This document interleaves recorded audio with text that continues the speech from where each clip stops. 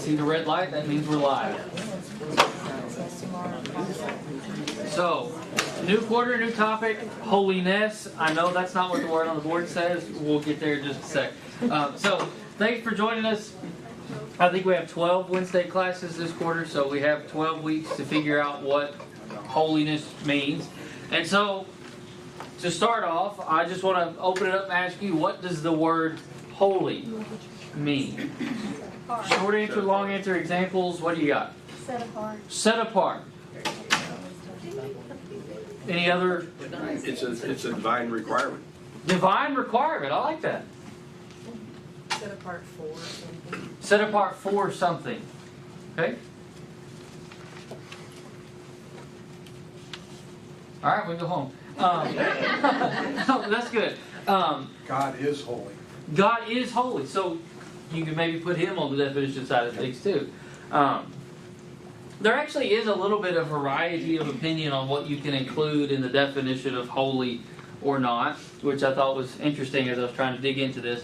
But I do think from what I've found that the most basic idea behind anything you can fit into the box holy is that of separation or distinction, particularly for God. You know, it's not just separated just over anything. It's something separated for God. And I think that we can see this in some of the passages that use this term. So I want to look a few places and then we can talk some more about it in just a few minutes. So the first place I want to go is Genesis chapter 2. Depending on your translation, you may not find the word holy here, but the word holy does hide here. If you have the ESV, the NIV, or the CSB, you'll have our word, but if you have something else, you won't. So can I get somebody to read for us? Genesis chapter 2, verses 1 through 3. Whoever wants to, whenever you got it, go. Thus the heavens and the earth were finished, and all the host of them. And on the seventh day God finished his work that he had done, and he rested on the seventh day from all his work that he had done. So God blessed the seventh day and made it holy, because on it God rested from all his work that he had done in creation. Thank you, Rick. Rick reads from the ESV, I think. And so, other translations, like I have the New American Standard, uses the word sanctified there. Or if you have the King James, I think it uses hallowed. And then the next part of the verse, or that verse there, 3, tells us why. Because.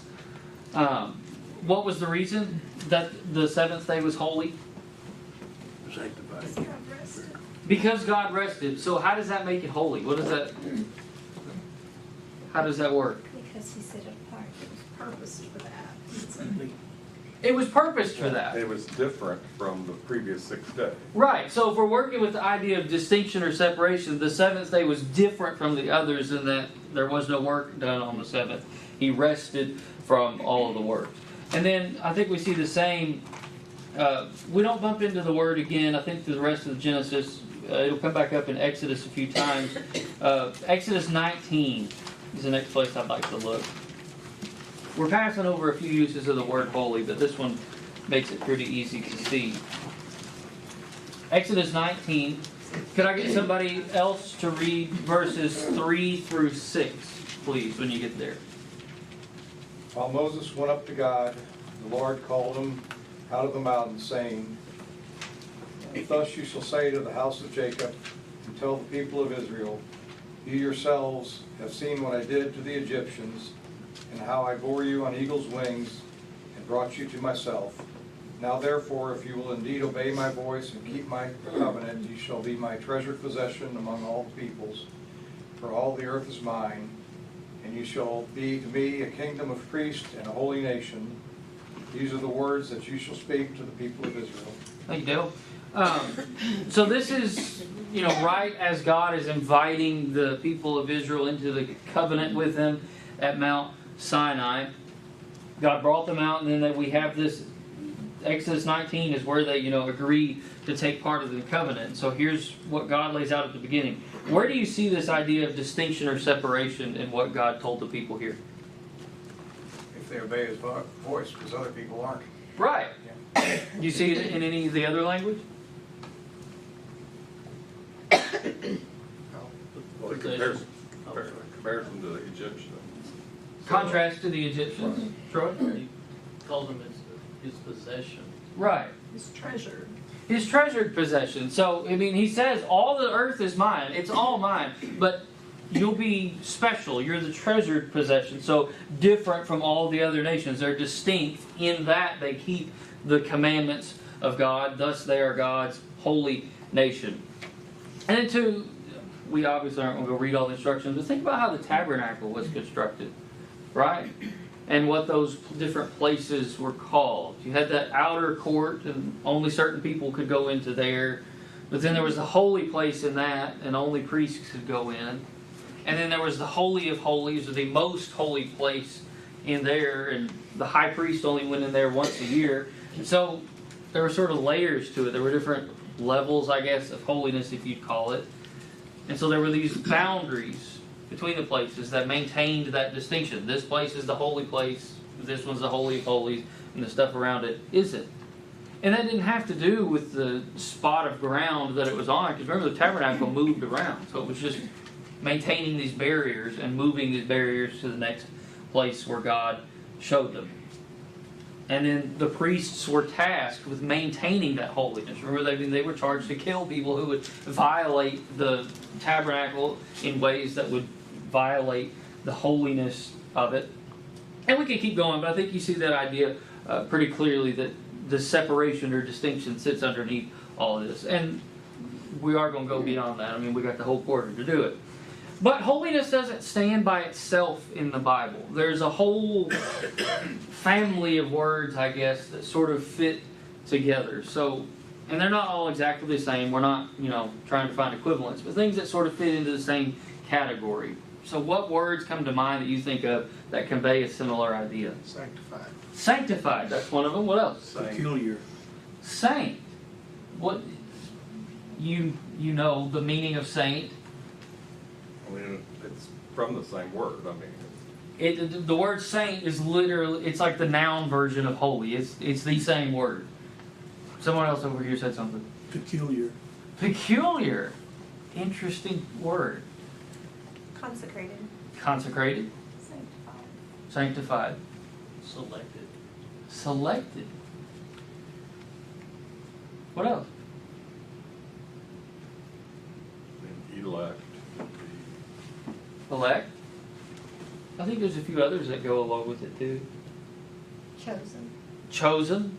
Sacred. Sacred, yes. Royal priesthood.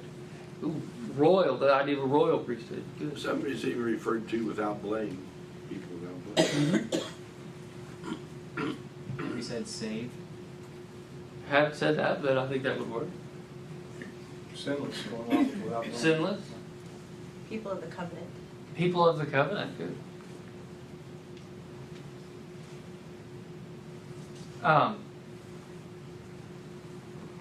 So let me give you a hint for one of the other ones that I think we don't always associate, but it's helpful to put these two together. The book in the Bible that uses the word holy more than any other, by a very wide margin, no matter what translation you use, far and away, the book in the Bible that uses the word holy and deals with the concept of holiness is Leviticus. Ooh, Leviticus. And so what kind of stuff is in Leviticus? What priest stuff about the priests? Really interesting stuff. Laws. Rules and laws? What kind of rules and laws? You shall be holy before I am. Specific rules. Well, there's a specific stuff. A lot of the language is about clean and unclean too. We have these big sections. These animals are clean. These are not clean.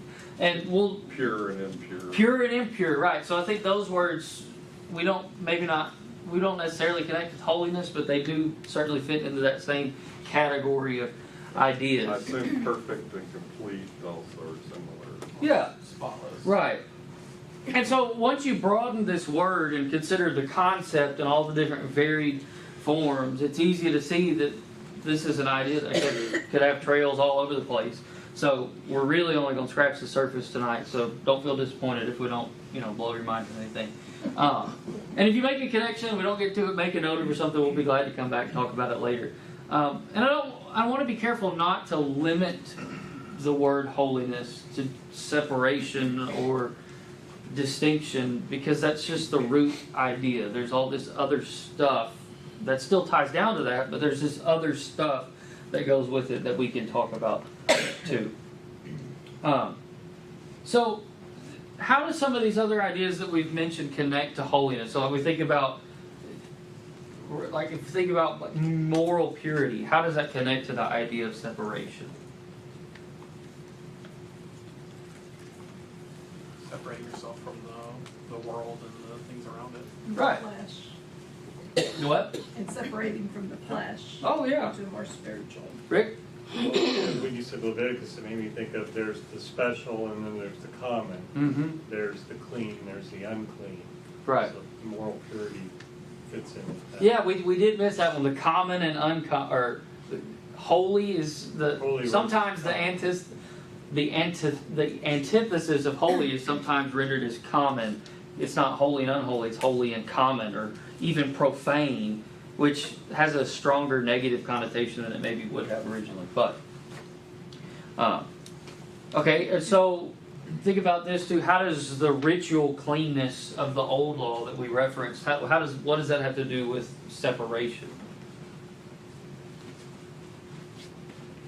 Well, they had to pick and choose what they deemed, to be that perfect, for example, lamb or whatever they were sacrificing. They had to make a separation of this one's the best one versus the rest. Yeah. What else? Not touching or handling anything that was unclean. Right. Care. Being purified typically with blood. Purified by blood. I guess it makes me think they were unique because they were the only ones that were following this set of rules. Yeah. It'd be weird to limit yourself to these things. And then think about this too. How does the holiness of God connect to the idea of separation? Or distinction, whichever word you want to use. I mean, I think of my thoughts are way above your thoughts and my ways are way above your ways. I mean, he is so much different than us that that distinction, that gap, that chasm between us and him is part of the definition of his holiness. Mm-hmm. And you talked about idols. And he's distinct in the sense of there's no one else in his class, in his Right. no peers. Absolutely. What else? Oh, Randy. Going back to Exodus chapter 19 that we just read a few minutes Mhm. ago, one of the words that's used down a little bit lower where we were talking is this idea of kingdom. Mm-hmm. And if you think about that for a second, what God did is through Israel is he created himself a people that he called a kingdom, and he separated that kingdom from all of the other kingdoms, Mhm. and then he set laws in place for that kingdom to make sure that they were staying separated from everything else. Right. So the whole concept of what God is setting up here through Exodus and then going all the way through the New Testament is this idea of his own possession of his people that are completely separated and cut off from the rest of the world that don't follow. Right. Thank you. Yes? I was just going to say, it makes me think of the verse that says that God is light and in him is no darkness at all. And so, so he's not even going to be associated with any of it at all. And so, with any sort of sin, common, or what. And when I think of common, I think of what we would probably see as normal, Mm-hmm. and how we're supposed to be different. Yeah. Good, thank you. He gave us the right to be called the sons of God Mm-hmm. and the ability to approach it, the authority to approach him, because not just anyone can approach him. Absolutely. We'll talk more about that probably next week. But that connects into this idea too. And so I just wanted to do those few things to see that even these things that may not immediately seem connected to this idea, but are still tied to holiness, you can still tie it down to the distinction or separation, otherness, God being the supreme example of that. And so, as we go through the class and explore the idea in different places in the Bible and things like that, it'll help some things, at least it has for me, it'll help some stuff make more sense because it gives you some logic behind why Israel couldn't eat lobster. You know, it helps make some of this weird stuff, especially in the Old Testament stuff that we're not as familiar with, it puts some context and logic behind it, and then suddenly, oh, well, actually that makes a little bit more sense than I ever thought it did before. But it's not just the key to figuring out some of this strange stuff in the Old Testament. It's a concept that is central to what it means to be a Christian. So, we referenced already, but I do want to look at Leviticus 11. Leviticus 11.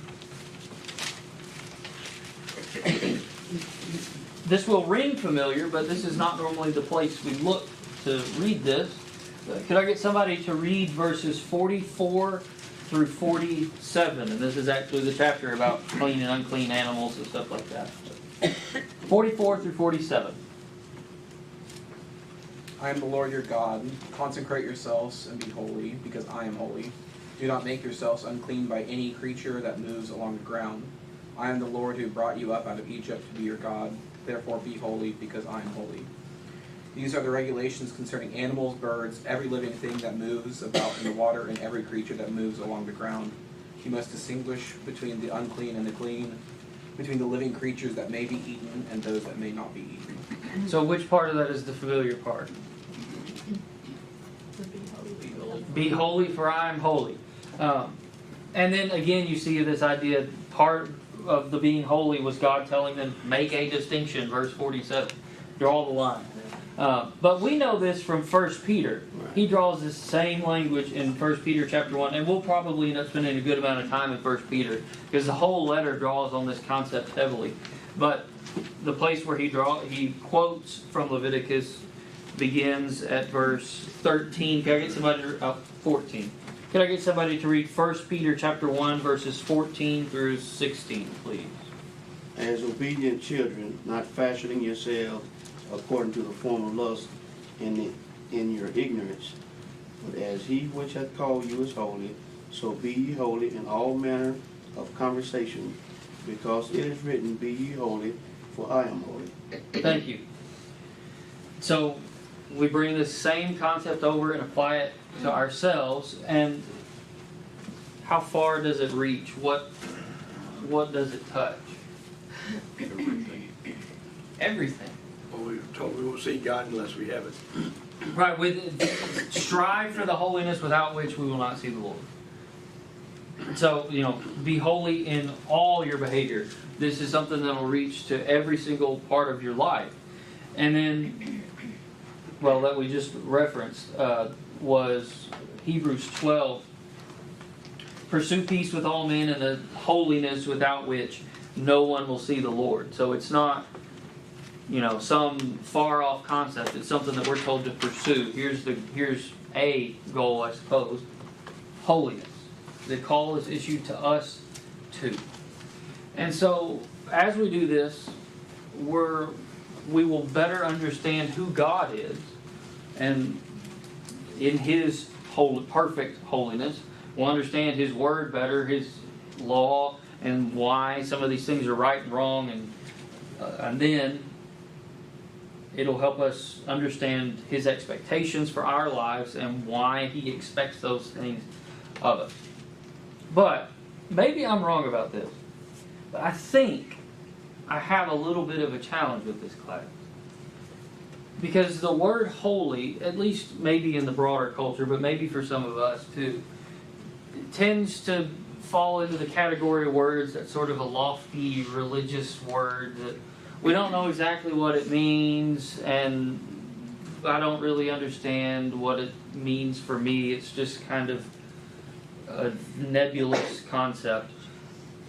But from what we've already said, I don't think it's a big stretch to say, and I'll explain why, but I don't think it's a big stretch to say that holiness may then be one of the most important and timely or relevant concepts that we can talk about right now. It's not, some distant, lofty religious thing. It's something that has important bearing on our life right now. So, let me ask you this. What does the world around us look like? What are the ideas that you see that sort of sit underneath some of the craziness that goes on around Well, us? it's absolutely the opposite of Romans 12:1, what we're told in 12:1, so we can judge that. It's that the world sees things opposite of 12:1. We're told in Romans 12:1, beseech you, therefore, brethren, by the mercies of God, that you present your bodies a living sacrifice, wholly acceptable to God, which is your reasonable service. Right. It's the exact opposite of that. Good. What else? You gotta be authentic, be who you really are. Be authentic, who you really are. How do you do that? Do what you wanna do. You do whatever you want to do, right? Let it all hang out. Yeah. That's an old phrase. Yeah, really digging back there, yeah. Still being taught. It is. To most people, themself is God. Right. Self is God. It's I do whatever I want because I feel like it. There's no reference to authority. It's do whatever you want with whoever you want, whenever you want, just whatever it takes to make you happy. You be you. It's my body, I can do with it what I want. Right. And so part of that is a rejection of authority, but another way of seeing that same thing is a rejection of distinctions or a rejection of holiness, to go another level deeper. Like the idea of a distinction between male and female is just repudiated in some circles. It's anathema to say that there is an essential fundamental difference between a man and a woman, and thus that difference has a bearing on the roles that they play. And so, and at one point a long time ago, the goal with some of this was to get rid of unjust distinctions, and that's a good thing. But now that's not the point. The people are trying to abolish any distinction. And you've taken it so far, and technology has advanced far enough, that men can be women and women can be men, because there shouldn't even be a distinction between them at all. And if you do that, you are a law within yourself, the scripture says. Right. It's living as a law unto yourself. And then, in a similar vein, this relates to something I've been reading with Jeff and Randy, but the idea of a distinction between modest and immodest is being done away with.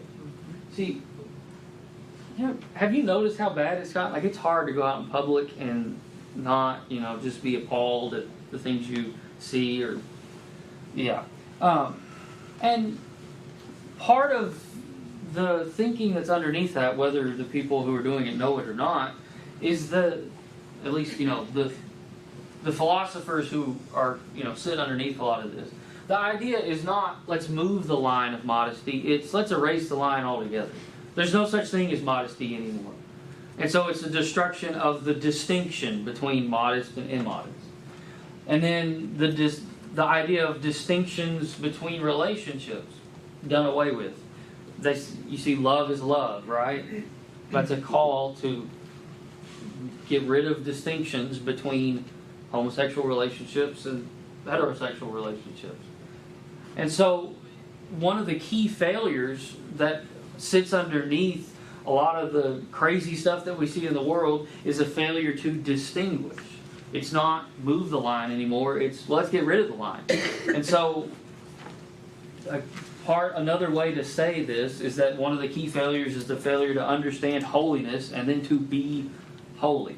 And so that's why I suggest that this is an important and timely concept, because if you get this idea, well then all of the specific issues work themselves out, because you understand how to draw a righteous line as God would have us draw it.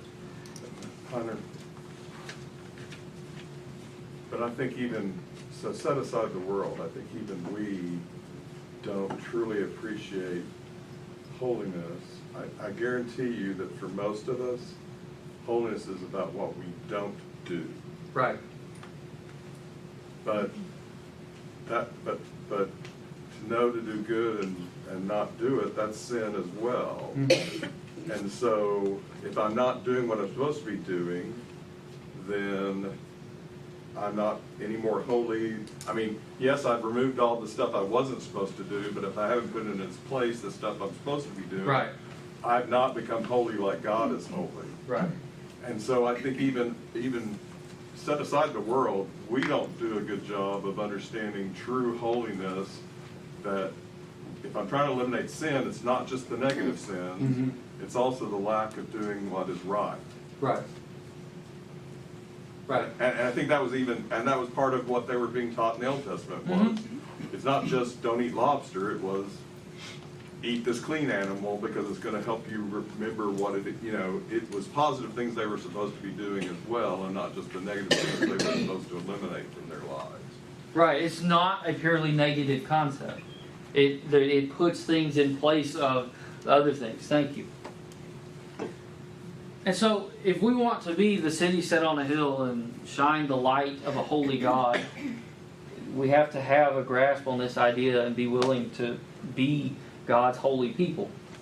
But to do that, we have to know what actually counts as holy and unholy. And so to know that, we have to know the God who defines holiness. The God who is himself declared holy, holy, holy. It's not just a song, it's the way it's said by the cherubim in Isaiah and then again in Revelation. And so that's where I want to spend the rest of our time tonight, and maybe some next week too. What does it mean for God to be holy? And so I'm giving myself up to you now. Scriptures, examples, thoughts, I mean, whatever you want to say here, I'll be glad for you. Well, one of the things I struggle with on this word is the word as God uses it, it's an absolute. Okay, well, I'm nowhere close to the absolute that's being described by holy. Right. Which means something else has to get in play in order for me to even have a hope of getting to that holy statement that God uses that would allow me access to heaven. And that just makes my brain hurt because I'm never going to reach that absoluteness that holy is represented by God. And so now I'm looking for ways to get there, okay? And I know that I sin. Well, that's an absolute showstopper right there from that word you have on the board. Now how do I get back? And so to me, that's what the whole rest of the Bible is talking about, is how to bridge that gap. But when you think about who we are as individuals and living in a world like we live in, that looks like galaxies away from where I am. Right. We use what you just said as an excuse for the way we live. Yep. Jeff has said some things that make me think about the fact that God is the great I am. He is, no matter what, whether there's creation or not. He's there. He is. And then he created everything. So he is separate from creation. I almost get the idea that he's part of all that when he's really separate from that. And the only way he's part of that is the interaction that he wants to have with that. I don't know if that makes any sense or not. But, so whatever he says goes. I mean, so he's separate from anything that he's made. Yeah, thank you. Rick? Yeah, I was saying along your lines, and he is so holy, he's separate from anything else called God. He is, he has separated himself from anything else in that, and he expects us to separate ourselves from anything that is not dedicated to the true and the only God.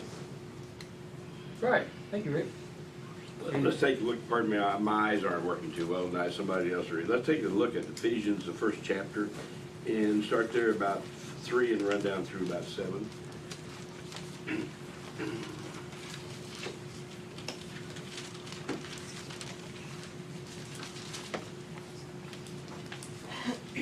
I'm sorry, my eyes aren't working very well. You want me to read 3 through 7 for you? Yeah, I got you. Okay, Sorry, I didn't. I got glaucoma, I'm sorry. That by revelation there was made known to me the mystery, as I wrote before in brief. By referring to this, when you read, you can understand my insight into the mystery of Christ, which was in other generations was not made known to the sons of men, as it has now been revealed to his holy apostles and prophets in the Spirit. To be specific, that the Gentiles are fellow heirs and fellow members of the body and fellow partakers of the promise in Christ Jesus through the gospel, of which I was made a minister according to the gift of God's grace, which was given to me according to the working of his power. Now, what was those verses? Ephesians 1, 3 through 7. Oh, I thought that was chapter 3. Yeah. Yeah, I mean, it's a great verse to read. I'll do it again. Okay, that's why it's having you read it, Chapter me. 1. 3 through 7. I'm on board now. I'm on board now.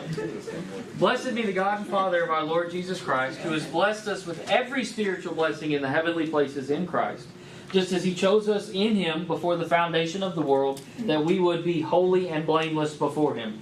In love, he predestined us to adoption as sons through Jesus Christ to himself, according to the kind intention of his will, to the praise of the glory of his grace, which he freely bestowed on us in the Beloved. In him we have redemption through his blood, the forgiveness of our trespasses, according to the riches of his grace. That comes as what we've been talking about. Yeah. Mm-hmm. Oh, I'll let y'all let my settle mother that. go first. I mean, two places I kind of think about is like the Song of Moses, Mm-hmm. and then when God just decides to tell Job how it is. That's a good way of putting it. I mean, both of those to me show why he's holy. His power, his strength, his loving kindness. It's not just, I mean, it's his creation, his, Mm-hmm. I mean, it's indescribable. Right. Pretty good job in Job. Yeah. Well, I'm glad you pointed out the Song of Moses, too, because I had spent a little bit of time there, too. God's power isn't something we might normally associate with his holiness, but it seems to be associated here and in Hannah's song in 1 Samuel 2. Exodus 15, it's in verse 11. Who is like you among the gods, O Lord? Who is like you, majestic in holiness, awesome in praises, working wonders?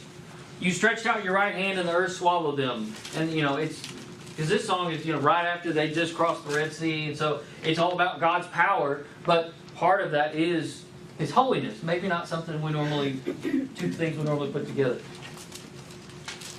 I mean, the word that just keeps popping up and keeps coming back to me is the word chosen or chose. Mm-hmm. I mean, God chose us, like just what we read from Gaynor. God chose us before, so what else did God choose before? God probably chose the way he wanted to be worshipped. He chose his people. He chose who he wanted to lead his people. He chose what was clean and unclean. I mean, everything was a choice, and it's the same choices we can make to be, holy and separate, and choose the language we use, and choose what we consume, and choose who we're with, and it's all choice.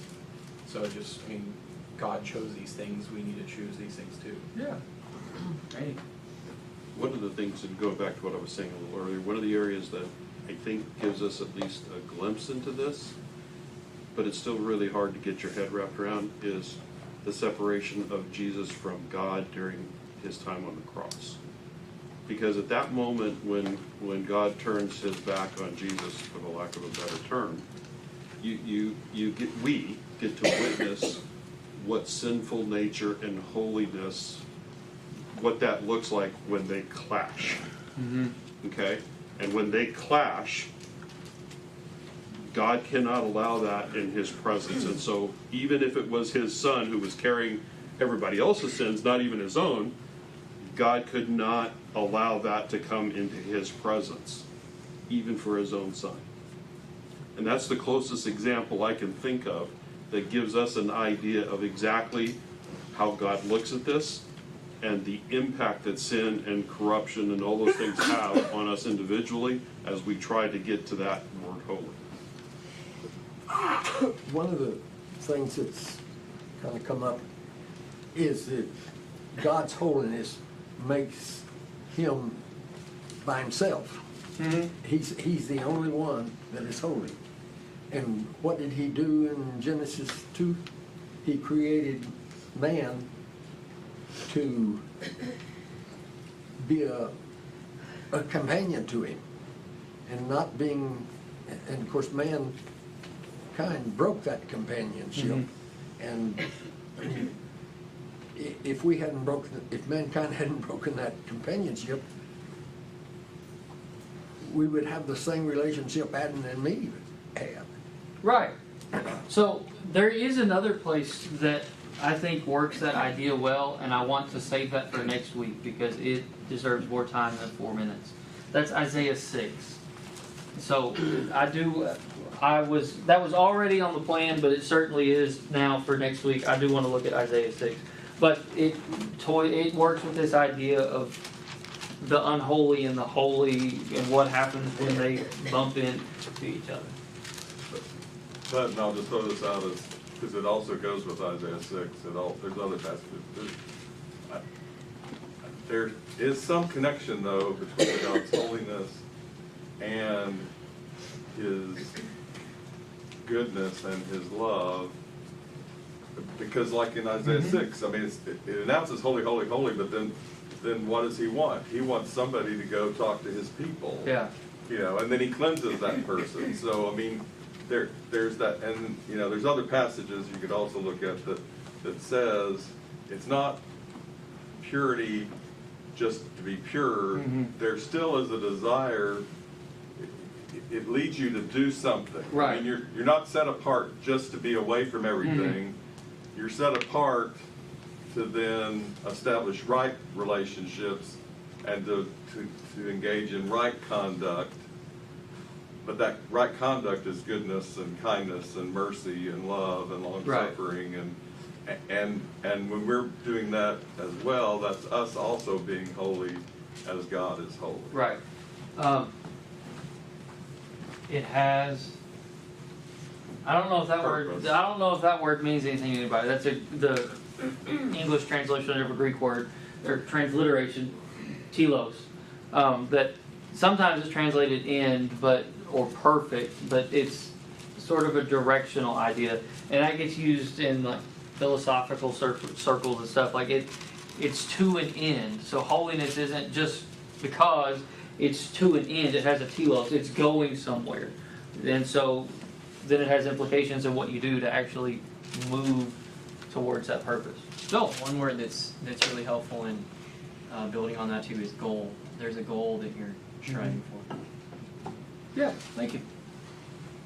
And I think of it as holy being the standard, just like God is the standard. So our conversation should be toward being holy, which the standard of God has already set. So that's what He wants our conversation, all being to be for Him, and move in that direction. Yeah, I like that word standard. Who wants to say something in the last 2 minutes? No.